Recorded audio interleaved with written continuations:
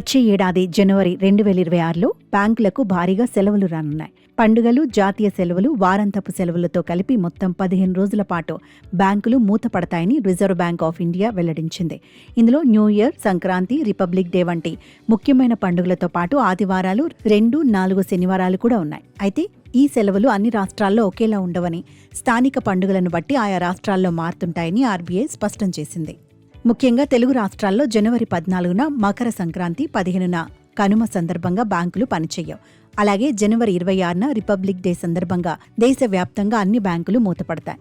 ఇవి కాకుండా జనవరి 4, 11, 18, 25 తేదీలలో ఆదివారాలు, జనవరి 10న 2వ శనివారం, జనవరి 24న 4వ శనివారం సెలవులు రానున్నాయి. ఈ సెలవుల జాబితాను దృష్టిలో ఉంచుకొని చెక్కుల క్లియరెన్స్ లేదా లోన్ పేమెంట్స్ వంటి అత్యవసర పనులను ప్రజలు ముందుగానే పూర్తి చేసుకోవాలని బ్యాంక్ అధికారులు సూచిస్తున్నారు. బ్యాంక్ బ్రాంచ్లు మూసి ఉన్నప్పటికీ ఖాతాదారులు ఆందోళన చెందాల్సిన అవసరం లేదు. ఎందుకంటే ఆన్లైన్ బ్యాంకింగ్ సేవలు యథావిధిగా అందుబాటులో ఉంటాయి.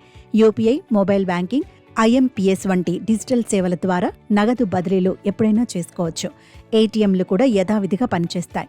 మీ ప్రాంతంలోని ఖచ్చితమైన సెలవుల వివరాల కోసం మీ బ్యాంక్ బ్రాంచ్ను కానీ, ఆర్బీఐ వెబ్సైట్ను కానీ తెలుసుకోవచ్చు.